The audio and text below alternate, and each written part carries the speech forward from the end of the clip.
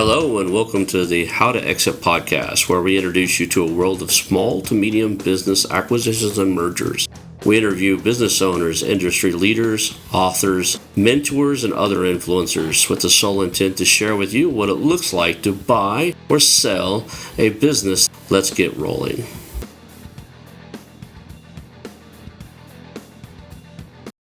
And now a moment for our sponsors. I want to highly recommend you get Acquisition Aficionado magazine. Every month, Acquisition Aficionado magazine brings you tactics for business buying and selling you won't find anywhere else. Learn firsthand from industry leaders who share their success stories, featuring in-depth interviews and stories from leading figures in the business acquisition industry. This multi-platform mobile magazine speaks to acquisition entrepreneurs wherever they are in the journey. And I want you to visit acquisitionaficionado.com today. Hello and welcome to the How to Exit podcast. Today I'm here with Natu Myers. He is the founder of raises.com, and we're going to have a great time today talking about raising money and venture capitalists and all this stuff, raising money for real estate, raising money for businesses, everything in that realm. Thank you for being on the show today. Hey, thank you for the opportunity. Awesome. So let's just start off where we always start off. Give us your origin story. How did you get started in this space? And what had you create such a thing as raises.com? Yeah, no, sure. So then my origin story. Yeah. It all started on a planet called Krypton. So all it is in a nutshell is my background was more in, I guess my education background was more in software development and coding and programming. After working with, it was like a health tech company and learning how to code and things like that. This was before Bitcoin and cryptocurrency got famous. And everybody knew about it. So I learned about what the things were, what Ethereum was, and all this stuff before people were even talking about it in the early days. So what happened is there are a lot of investors that wanted to learn what it is, and then I found that the bigger problem was more the companies that wanted to raise money rather than the cryptocurrencies needing to, or rather the investors needing to deploy money into cryptocurrency. That seemed to be a bigger problem. So what I did, worked with a lot of mentors, coaches, people that were ahead of me, and then I just learned that what I needed to do was just focus on getting the companies to raise money and then showing them how to do it compliantly. Because at the time, there weren't any registered, and we can go into this for the audience, things called registered broker dealers that could allow companies to raise money. So I worked with one of the two companies in Canada that was legally allowed to raise money on behalf of companies. We did it for cryptocurrency, but we did it for all types of companies. And then I saw that the bigger niche, the more mass market was more of just regular companies and regular either real estate deals that needed to get funded. And people that wanted to buy businesses was like a giant emerging market and trend. So what I do now is like I learned from these mentors and these broker dealers, these investment bankers, and we're actually spinning up like our own group of companies. So just raises.com for short. All we do in a nutshell is assist people in structuring their real estate or business acquisition deals, and then assisting them in building them the systems to raise capital and getting their capital raising team underneath them. So that's what we do in a nutshell. Awesome. And if you were sitting here in the United States, I know you guys can operate here too. So there's a bunch of like SEC like securities licenses. I had somebody try to recruit me into raising in one of these companies that raises money for others. And he's like, "Do you have your series?" And you start listing off like at least three like tests, right? I forgot what it was 6. I forgot what the numbers were, but they're all numbered. Do you guys have to go through that realm? Like, do you have to, or do you have people on your staff that actually have all the securities licenses to do that here in the United States? Or Yeah, good question. So the way that we do it, and what I learned from the previous broker dealer, is so at the time of the recording, probably when the recording comes out, we would have a different licensing situation. But basically, we have the consultancy Mhm. where we're showing people how we're creating the entities for people and then showing them how to get people to raise capital for the deals themselves. Let's say you have like a real estate, you want to buy a real estate apartment. What I'll do is I just help you do the draft paperwork. We get attorneys so that you finish all the paperwork and you're legally compliant. And then we just help you find a salesperson that works for your company as a full-time contractor or employee. And then you're the issuer who's raising capital. So you're not in the business of connecting other people with investors or anything. You just have a full-blown sales team that raises capital for you. So then we structure it that way on the consultancy side, right? But then on the licensing side, to answer your question, so then we're at the time of the recording, we have this exempt market dealer application, which would allow us to directly raise capital for somebody in exchange for a success fee. So that's really highly regulated. But then that's why we're just waiting for that registration to go through before we do that. And then once we have that, then all we do is just partner with future looking. We just partner with other broker dealers in the United States via there's something called a chaperone broker dealer arrangement. And then that can allow foreign broker dealers to have the oversights of American broker dealers to work within the US. So that's it in a nutshell. Okay.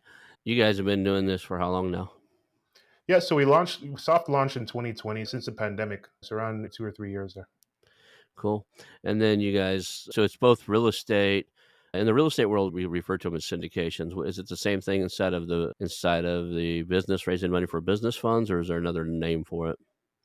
Yeah, well, that's the same thing. We just accept people are looking to buy a business. All we do, we just say, hey, just either it's a share purchase, or I mean, you're just offering the shares of the target company, if it makes sense, or there is a fund where we create a fund so that people can raise money to pay for the down payments of multiple businesses via a fund. So those are the two ways we do it for businesses as well. Okay. So I've interviewed a few guys that's what they do. The cool thing was my favorite one was Ace Chapman. And the reason it was my favorite with him is he did what he called micro funds, $5 million funds. He did micro funds for the acquisition, but when he went to sell the company, he would walk them through that, pair him up with his people that helped him raise money and help them raise the fund to purchase an all cash purchase from him. So like if they didn't have, say they had $100,000 for the down payment, but they didn't have the $5 million or whatever to buy the whole thing, it's like, "Oh, would you like me to help you show you the steps to do that, pair you up with my syndication attorneys, have them help you put a private placement memorandum, and you raise the money, and then you've got investors involved and not me." And he would walk them through it. And that's a creative way to do it. I see on your website it says 10 million plus. Is that normally your sweet spot? Like you're looking for people that are raising 10 million and up? Yeah, I mean, it's a nice marketing kind of. We get the best quote unquote, I guess, marketing leads if we say that. We get people that aren't working with deals that are so big that they have so much experience that they barely need our help.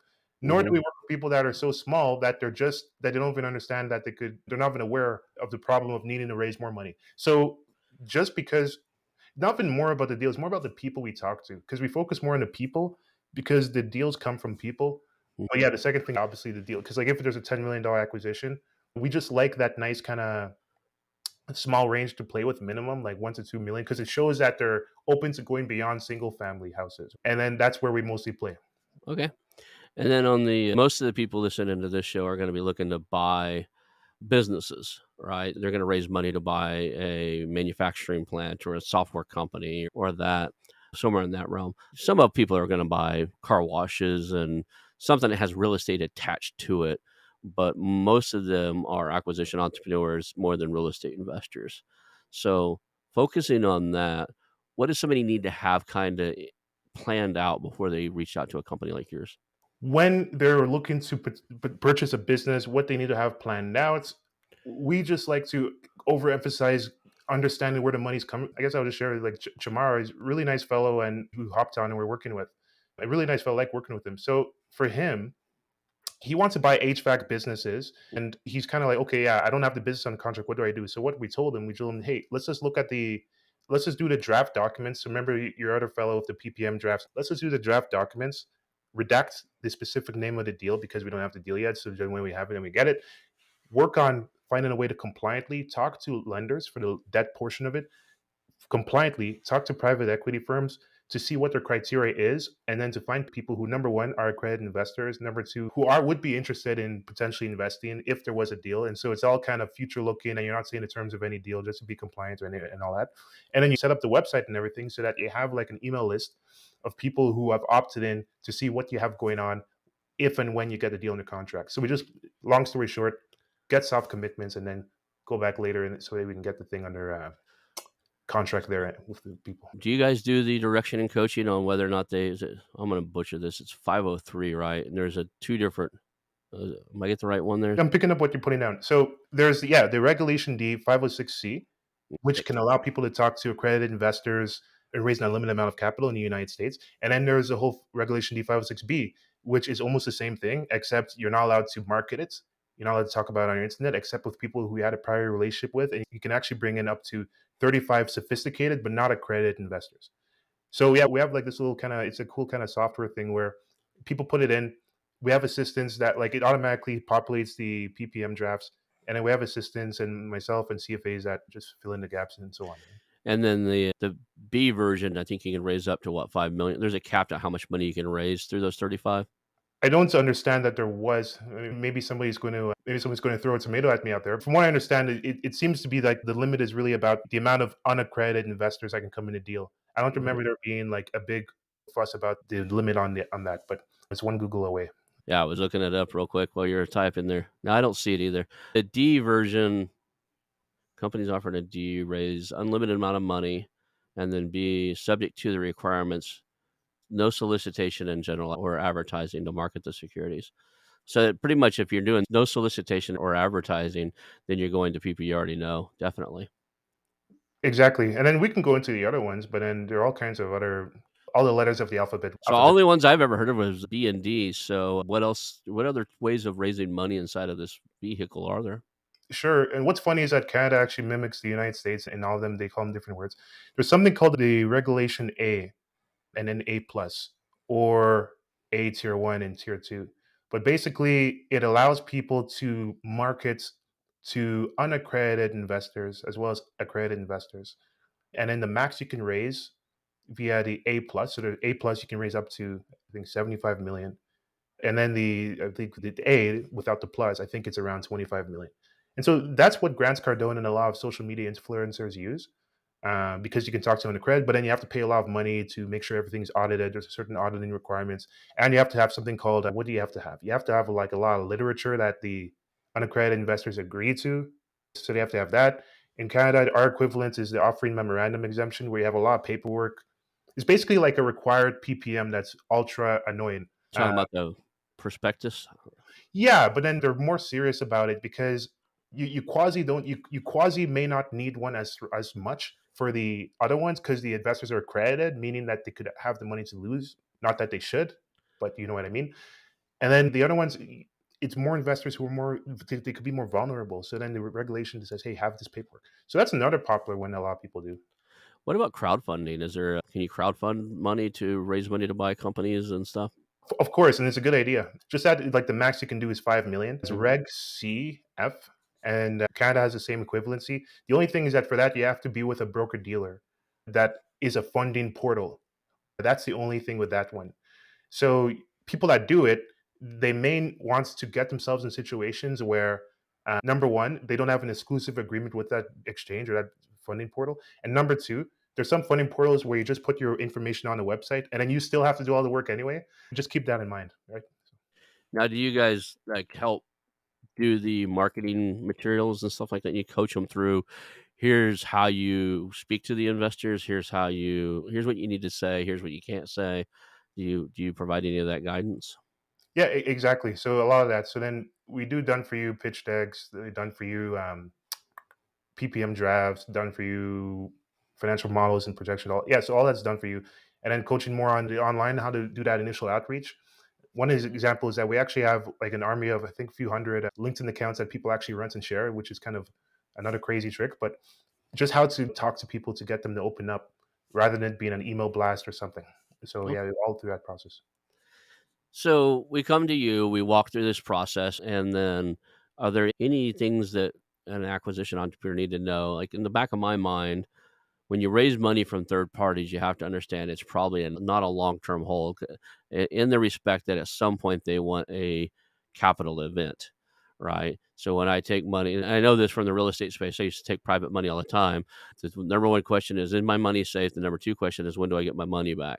And a lot of those investors, especially the sophisticated private investors, they understand the velocity of money, which means how many times can they turn it over. So shorter deals are better to them in some of those realms. So if you tell them you want to hold on their money for 15 years while you hold the company, less interesting than I need it for 3 years to grow this and sell it in the backside. So you find that to be true inside of this, or it all depends on the investor? Yeah, the quick answer is yes in general because we look at the audience. This is the most important is what's their criteria, and then we look at what's the benefits of them working to you versus putting the money in the S&P, and then the other one is what's the cost, risk, or downside. In other words, of them putting their money with you in terms of management fees, performance fees, or hold period. What's like, are the drawbacks worth the benefit? And I know the other things we can go into other things, but then it's a function of all those, and then it's to hypothesize on it, and then test it out by just talking to the people in that specific point in time, and then seeing what the results are. Just a scientific method, because yeah, the quick answer is yeah, the shorter, the less risk and everything, but the only way to know is to test it out. Just like how we were saying offline, like some the market has changed for some folks, so people are acting differently and are more conservative, right? So What do you see, like, if you put the forward-looking glasses on and you're looking at the next 6 months, 12 months, the potential that we're still in a recession, let's go down that path. I know the institutional money's kinda drying up a little bit, but if you know how that money works, they either have to give it back or put it to work, right? So the private equity, the venture capitalists, they've raised money, they've made a promise to it. It's earmarked and sitting there. They either have to complete their task or do something with it. They can't let it sit idle. So uh, I think the money's going to start moving again as soon as the market calms down just a little bit. But what do you think is going to happen inside of the private equity raising money and that stuff? You think it's still going to be more difficult in the next 12 months to raise money than it has been in the last 12 months? You think it's going to ease up a little bit? And I guess I'll give you a chance to answer instead of giving all these hypotheses here. But what do you think's going to happen? yeah, well, I mean, we have this little Q&A call where we have some CFAs that we look at the macroeconomics, and I'm just kind of taking from them and podcast with one of Chamath and all those guys. So one thing that a lot of them say is the this whole interest rate and then the banking crisis at the time of the recording, institutional debt seems to be more of the play because we just see people finding it more difficult to get even to get debt from the banks are not a top four. So there seems to be a growing resistance for people to lend just based on what's happening. So perhaps looking at more institutional lending or institutional players for debts could be the next play. Otherwise, it may be harder to get approved even for debt, which is usually easy despite the interest rates. That's one thing. Number two, yeah, raising capital in general is harder. So I think that, man, who knows what will happen? I mean, there's some predictions about even some people even have these crazy predictions about hyperinflation and everything, where interest rate is actually 50% per month. So those are really crazy. Like it's possible, but it's really unlikely. I just think what will happen would be that the interest rate just went up a little bit and by a few basis points there, and I think it's just going to go back down slowly, and eventually people will open up again to the smaller banks for lending. And I think the LTVs have been a bit so the loan to value ratios have been a bit short, like less debt to equity based on what some of these interest rates we were seeing. So I think there's going to be a bigger need to raise equity because the loan to value ratios may be a bit they may be a bit like they won't be as high as they were before for these cash flowing businesses that people want to acquire that don't have any assets. So then there will be a bigger need to learn how to raise equity. So those are the two things I see in the next like 24 to 12 months. Okay. The ruling typically is scared money's tight money. So long as interest rates are going up and stuff like that, the investors can stay a little scared. I get that. Let's talk a little bit about your knowing that money's tighter. What do you tell the business owner or potential business owner, or the person like me? I come to you, it's like, look, I think I need to raise $5 million to buy this company. Do you go, if you're going to raise money and you got the process, let's raise 7 million because you need operating capital and money's getting tighter and we don't know if it's going to get any easier. So let's make sure you raise enough money to buy it and cover operations for the first 2 years. Do you actually go into that realm with them and say, look, raise the minimum amount, buy the company, or we can set a target above what you really need for the acquisition cost and make sure you have enough raised to make sure you're in the safety zone for a bit. I think people overlook operating capital needs when they do these acquisitions. Well, yeah, two comments on what you said. 80% of sometimes what I do is really just expectation setting Mhm. because I mean, think about the claims that we're making, right? Raising tens of millions of dollars for somebody who doesn't understand the business. A lot of it is just really, I hate to say it, it can be babysitting and really just getting people to really understand what that means. So, in a nutshell, it's expectation setting in terms of time and results. I know somebody in TD Securities, he could raise 40 million in a few weeks and so on, but then he can do that for only like these amazing deals for like three people he knew in his entire life. So yeah, one is just setting expectations. The other one, to answer your question, would be the just like when real estate, when like the money is that is needed. Like let's say there's a $10 million acquisition, and then you get a lender for the other for 75%. So then you need to raise 2.5 million. It's never really just at 2.5 million because, as you said, there's always OPEX, operational expenses and stuff. So totally. But I won't really go crazy on it. I would just see if the deal is actually fundable first before people start over asking what they need. But I totally agree. You have to just factor in OPEX. So, how does it work? I mean, is there a consulting fee and then a success fee for raises.com, or is it just a success fee, or how does your business model work? Yeah, so it's really just like subscription. So it's like this yearly membership or annual setup. And then there's like the platform fee for the creation of as many funds and as what somebody wants to create.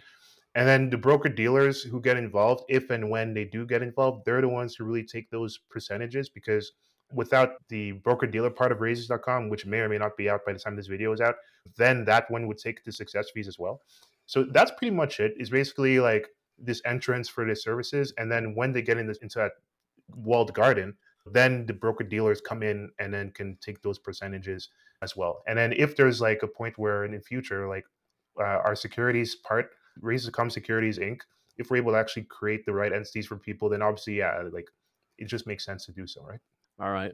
And then what's the timeline? Like, I come into you, I have a business plan. I'm going to buy up coffee roasting companies. The only reason I thought that is that's what I thought I was going to do last year. Now I'm doing media companies, but a totally different reason. It's a conversation for another day. It's coffee companies, for instance. I come to you, I've got a plan, I got a business plan. I know what I'm going to buy. I know the price range I'm going to buy it in. I know what I'm going to do with them, right? Because I have this business plan already. I was going to turn them into subscription based businesses. I know that to fund the first acquisition and maybe the first 2 or 3, I need $2.5 million dollars or some number, and then I want to do a $10 million project over 3 years. If somebody sits down with you, what information I think we asked this earlier, how prepared do you want them to be when they come through the door? Do you want somebody that's just like they don't know what they don't know and you want to coach them from zero? Or do you want somebody coming to you with I've got a plan to do X, Y, and Z. Here's my plan. Where did I mess up? Because a lot of times we don't know what we don't know, but we're going to bring you something and say, here's what I've got. You're going to look at it and go, that's cute, but we probably ought to do this over here instead. Great question. So to answer the tail end, yeah, more people who are who are a bit less aware because honestly, the amount of value we add is indirect. It seems to be in direct proportion to doing things that people can't do themselves. There are about like 40 or 60 or so questions that we go through to just understand what the share structure or the limited partnership structure, if so, is.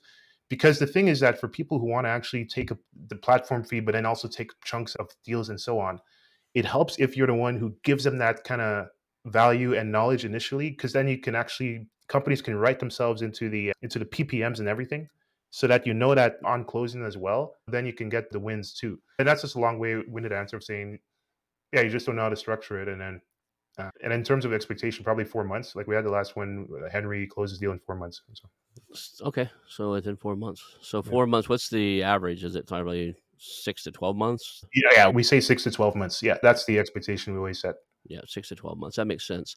If you look at the entire process there, is it people who already have connections? I mean, even if you have a list of the cold, I mean, how many of these guys are actually successfully raising funds, cold reaching out to accredited investors without prior relationships with them? Most of it is through the LinkedIn introduction. So there's a minority that do it cold. The ones that quote unquote do it well, it's kind of just through the LinkedIn outreach. Because we had, I guess, the most extreme example, we had somebody who came from another country, and then in 2019, he had no connections, was based in Vancouver. And then in 2020, or yeah, 2022, he ended up closing like 8 limited partners in a deal in Alberta, where it's very us up north are more conservative than people down south. So that one happened, but and honestly, it's really through the LinkedIn combination of the LinkedIn mutual connections or warm introductions that can get the first one going. Number one. Number two, yeah, the cold it takes forever, and then eventually they turn into warm once they're nurtured. So then that's where the 6 months thing comes in. So, I have an idea for some of these guys, and I send people to these things all the time. In the real estate world, I raise money for acquiring real estate by going to events where they teach raising money. So I would go to a room where there was a course that was taught in the real estate world on how to become a private investor. I yeah, went to that every time it was within 2 or 300 miles to me. If you came down to Dallas or something, I would go to it, and I'd walk out of that room with everybody in there is trying to learn how to be a private investor, and I walk out of that room with I think the best I did was $297,000 wired to me in 8 days from leaving the room. So it's just like I had real estate to invest in. They wanted that's what they were there to learn for. We did a lot more deals than most people. When they would do the little thing, and like this guy had this habit of doing this thing in the room, like, who here has done a real estate deal this year? And then some hands would go up. Okay, who's done three and then four? I usually, with our little real estate investment firm, was one of the guys that had the last guy still having their hand up because in our best year it was dozens, right? It drew attention to us, and we were able to raise funds in the room. There's some guys out there that really do a good job about teaching how to do, say, real estate or something else, and how to use syndication, and they teach their people to invest in each other's deals, right? And I'll call one of them out right now, Brad Sumrock in the real estate apartment complex. If somebody can't walk into he holds those events in Dallas on a regular basis. There's usually 300 to 700 people in a room. If you can't walk into that room and walk out with an investor, you did something wrong. Everybody in there is trained to ask each other, "What are you working on, and can I invest in it?" Do syndications is all they do. They put money in each other's deals. They help each other succeed, and it's impressive. There's events like that. I think there's one. I haven't been to it yet. But there's one in the business space. I think it's called Pit Bull Conference or something like that. But it's about raising capital, and I thought about going to it if I decided to do a fund. Yeah, no, brilliant. What ideas do you have for it? I threw that out there because I knew it's used. I use it in the real estate space. It worked, right? I bet it would work in this space too. Getting out, shaking hands. They do the politician, kissing babies and shaking hands. You got to go out there and meet people, show them your ideas, show them that you have a spark. You're a human being with something cool going on. That's what I call that spark. And then have them want to be involved in something you're working on. What are your recommendations other than the LinkedIn outreach and stuff? How do you help them become successful in raising funds? Yeah, so then it's definitely through the it's a lot of things at once, right? It's kind of the we combine the warm and the cold. So number one, it's really the warm introductions.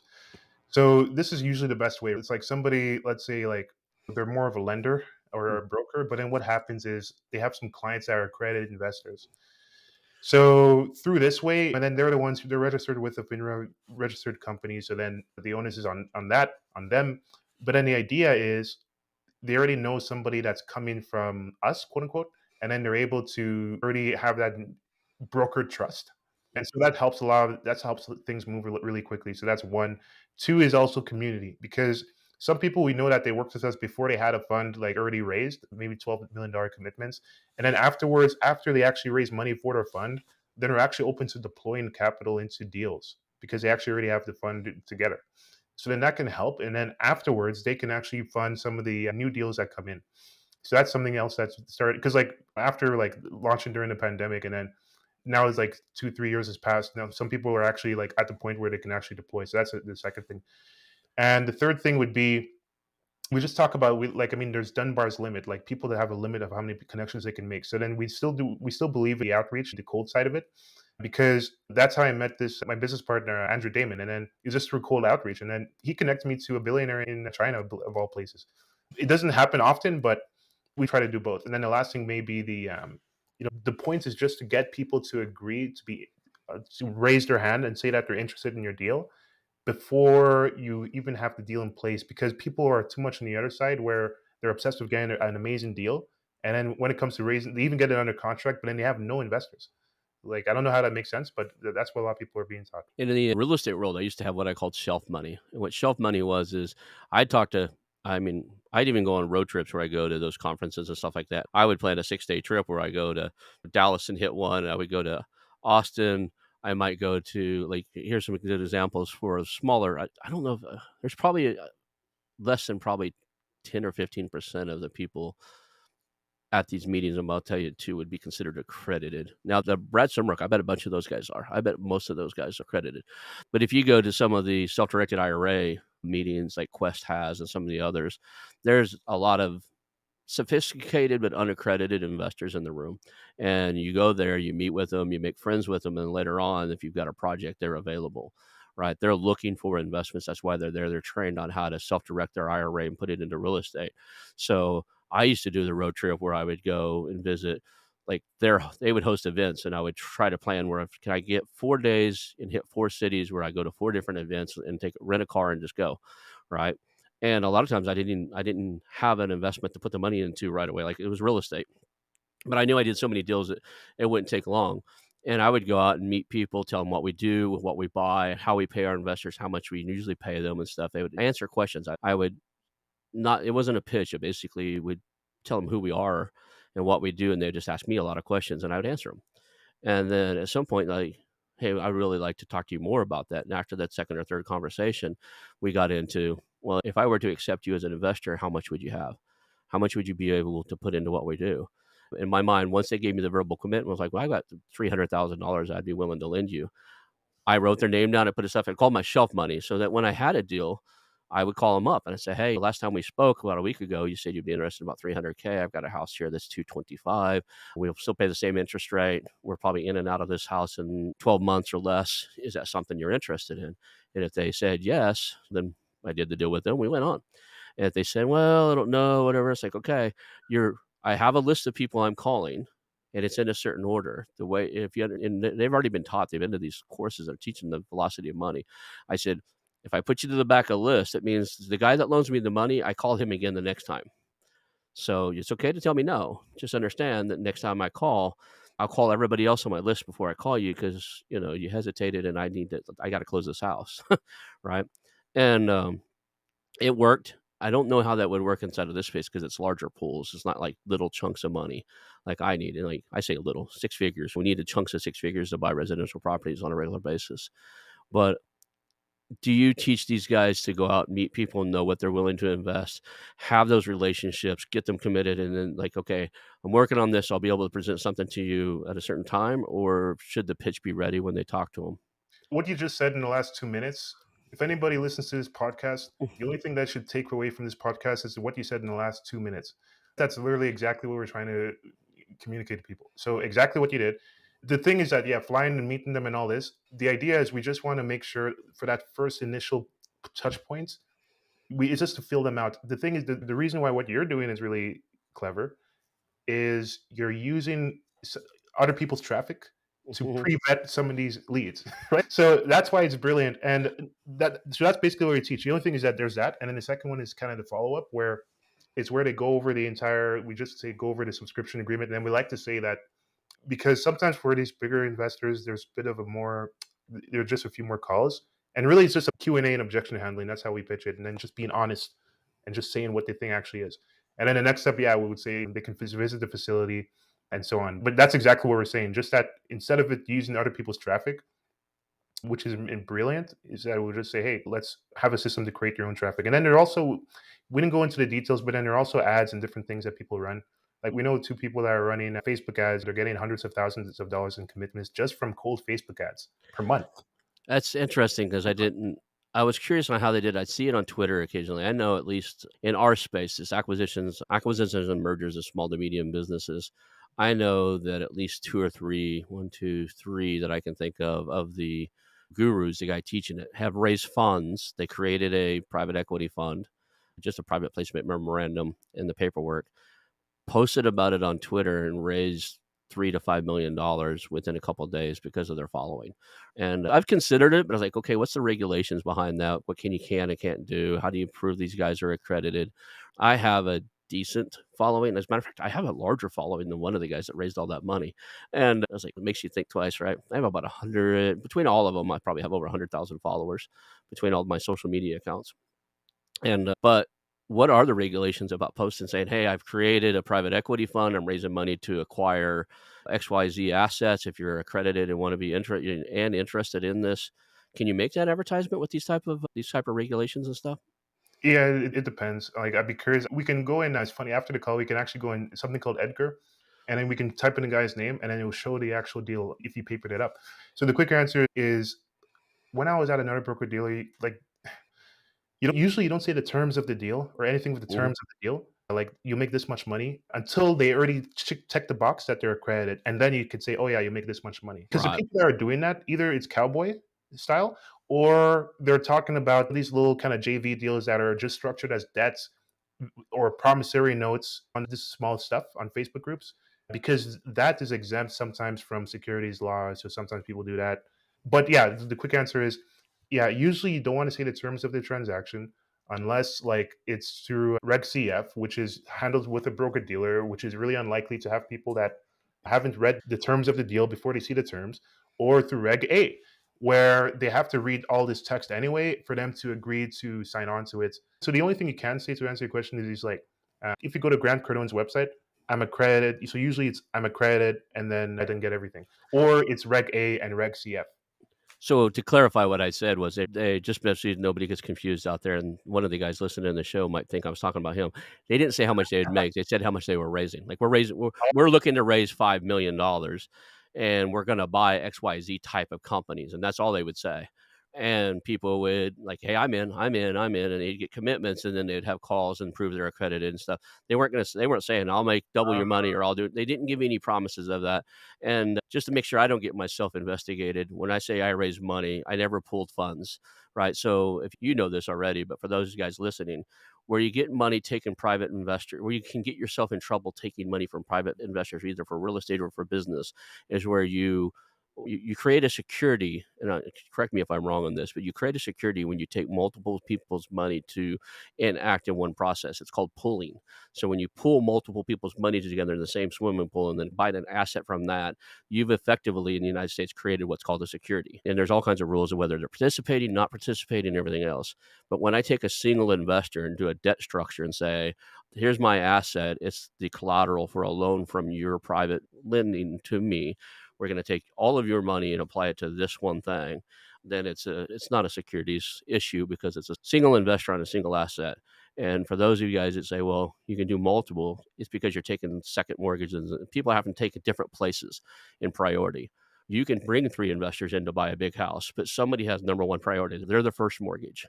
Somebody has a second mortgage. If you put everybody at equal terms, whether you want to call it or not, you've created a security. Once you put everybody on the same playing field and promised everybody they're going to get their money back at the same level, then you're playing in a realm where you probably should have some paperwork done. That's a really nice mental model that you shared, and it's refreshing. The preamble before this, before all this too, is kind of like people. The problem of securities law, and we can listen to the lawyers what they say too, is that it's principles based rather than rules based. So sometimes in the practical world, sometimes it's even less about the definition, which is obviously super important. Sometimes it's more about bumping into somebody litigious who doesn't like you or an investor that's angry with you, and then they whistle blow to the SEC because a lot of the SEC's efforts, instead of it being proactive, unless there's huge money involved, it's usually not proactive; it's more reactive. So then it's really just defense against that. But I agree completely. But the only thing is that you can have like another security that's debt only that can convert the convertible debenture or something different, or you just talk to an investor that just has a bad day and then they just want to get you in trouble. Yeah, I know of a few people that got cease and desist orders from the SEC because they were on like Facebook going, we're wanting to buy a mobile home community. We need X million, we need $2 million to buy this facility. Now they're soliciting for investors on a deal that's big enough to get attention. It only takes one guy not to like them to turn them in, and they get a cease and desist order from the SEC. As far as I know, they usually start with a cease and desist order. I used to own the local real estate investors association in Tulsa. I volunteered for it before I ended up owning a piece. I say I had partners in it, and I had a real estate investment teaching company where we taught real estate investors for a while. So we taught a lot of this stuff. But I've had people go, no, no, no, they'll never say anything to me. I'm gonna do it this way, and then I just smile and wait because luckily for them, at least in most cases in previous past history, they get a cease and desist order before they get a big trouble. I know one guy who lost everything. The SEC actually, with the FBI, raided his offices, took all his stuff, took all his properties, divvied them up, sold them off to the investors, and everything, because he wasn't following the rules. His attorney said he was doing just fine because the way he structured it, he was actually creating securities, and he wasn't following the rules. And the second thing he was doing is kind of lying to the investors. The reports he was sending out at the money, he had multiple mobile home communities, and what he was doing is sharing numbers from one to make the other ones look better. Uh, About as close as a Ponzi scheme that he could come up with. He wasn't missing. He was growing faster than he could raise the money to grow. So he would use other people's financials to make his other properties financials to bolster the one he's raising money for. Eventually, somebody got mad and turned him in. But he came to me after all that and said, "Hey, I want to partner with you. I want to go straight." Like I can't touch you with a 10-foot pole. I'm not interested. It's not that your guy found Christ. He's on the right path now. But there's a saying inside of this world called guilt by association. And if you run around and hang around with bad actors, people assume you're going to do some of the same stuff, and you just can't do that. I totally agree. Like, I mean, there have been times we're doing risk management, and then for some reason, I think since we started networking more on LinkedIn as opposed to the Facebook advertisements, for some reason the sketchy characters went down. But no, we had to turn away. We had to turn away tens of thousands of dollars. We had to like turn away and give back because we had to have like systems to like do due diligence and things. We saw things that not really were particularly like incriminating or anything, but just risk. Yeah. Money isn't everything because you make more money in the long term anyway if you just keep your reputation intact, right? Yeah, it's in the real estate world, it's like you make a lot more money if you can avoid the lawsuits, so try not to Yeah. do anything to do that because attorneys are expensive. The only person that makes any money on a lawsuit is the attorney. So this dive down a little bit deeper into, okay, we've talked about coming to you, working with you, raising money. What does the process look like as far as, I mean, is it just wired to them at a certain point, or you set up a closing company with escrow and it's wired into escrow? How does the money change hand? Like, who touches the money inside of these transactions? Oh yeah, sure. Really simple. So either like if somebody's investing to buy shares of the target company that's being acquired, or creating a limited partnership to get a part of that limited partnership. Yeah. So then you have these subscription documents, you have the private placement memorandum, and then you also have we have a few partners we work with, either legal escrow accounts or broker dealers who just maintain they have an account bank account, and then they have the escrow in the bank accounts where they're able to just have the subscription agreements attached to that bank account, and then that's pretty much it in a nutshell. Then after I guess the first closing is over, then the funds we get sent to the company to grow their business. That's it in a nutshell. And then when it comes to ongoing reporting obligations and requirements, I guess like, let some people get some free traffic. Like, remember when we were talking about OpEx earlier? We just recommend to just have a percentage of that money used to pay for investor reporting software and then just like an email newsletter. So either use some of that money to hire an accountants to do X reports and share the financial statements of the company with landmarks, or in addition to add some fancy software. I mean, there's Juniper Square. Those ones are really good. And then that's the only one I'm going to shout out because that's the only one that I still continue to hear good things about. So yeah, and then that's how it works. So they get the commitment for the money, they do the closing, they get the money, they report on it. And I guess everything else of that is structured based on the deal, right? Like, when does the investor expect to get their money back or receive payments and all that? That's all structured in every single deal being unique. I mean, either it's usually there are three. Either it's annually, which we don't recommend, and there's quarterly reports. Sometimes there are even monthly reports because now we're even recommending monthly. Yeah. I'm not talking about the documentation. I'm talking about the actual money changing hands. When do investors get paid? Like, how Oh, do they get paid and when do they get paid? They get paid quarterly dividends, or is it unique for every deal? They get paid at the exit. Like, how does the investor realize the return on their investment? yes, similar schedule either, but except it won't be annually. Either be unless it's a combination of the deal, but either we try to recommend to do it quarterly or monthly. Those are for the dividends for share purchases. But if Mhm. it's one of those wild deals where it's like a development or some higher risk deal where there's nothing until a certain point, which we try not to take on deals like that, then it would be then the quarterly or the monthly payments would begin after that point where the revenue comes in, and they may even have a first lien. Then they have that. So then for limited partnerships and funds, which is another story completely, and that's like another story complete. But basically, you have the quarterly or the monthly distributions, and then you can also have acquisition fees and disposition fees as well. And then that can affect the amount of money that somebody would get. But then the distributions can still happen be at the same time. But then if there's like a sale, or there's like the fund shuts down, or there's like a sale of an asset or disposition, then that could be an extra bump that's not in that quarterly or monthly schedule. So that's all I know about that, and there may be some nuance based in the deal. So, Okay. We covered bringing something to you. We covered kind of how it looks like to raise the money, some ideas about where to do it, the LinkedIn outreach, and I gave you some ideas in a different market that might work in this market. And we talk about closing the deal and paying the investors. What did we miss? I think that's pretty much it. I think the key thing is I'm going to highlight this part again. Getting the investors interested before the deal is really critical, especially as we're entering more of a bear market. So yeah, let's just focus on that for everyone listening. Get the investors compliantly a key word Mhm. before you get the deal. And if you're able to have a system to do that, then it's almost guaranteed that you will get the down payment money for your acquisition anyway. Do you guys coach them on what compliantly means, like what they can say? What can they can do, can't do? What can they can say, can't say ahead of time? Or is that something that you want them to start doing before they come to you? Oh no, we take care of that. I mean, we're literally being like, I'm literally talking to the Ontario Securities Commission registration officer, like basically on a daily basis right now. So all we're doing is we train people up on just saying, hey, don't say this, don't say the terms of the deal. Make sure when to go on the phone, when not to go on the phone.